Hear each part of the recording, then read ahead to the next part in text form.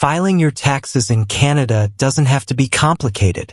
In this video, I'll walk you through how to file your taxes online with TurboTax in 2025, step by step.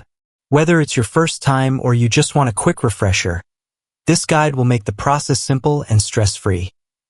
First is open your Intuit TurboTax and sign in. After signing in, click the Tax Home. Now here you will see the review, click it. Now here click on the state taxes on the side panel and click Prepare State. In the next page, click Wages and Income and click Add My Income. In the next page, select one in the choices and click Continue. Click Continue again. In this page you will choose which you want to upload by using computer or phone and click Submit. And that's how you can easily file your taxes in Canada with TurboTax Online in 2025. Hopefully, this helped make tax season a little less stressful. If you found this tutorial useful, don't forget to like, share, and subscribe for more quick and easy guides. Thanks for watching, and good luck with your filing.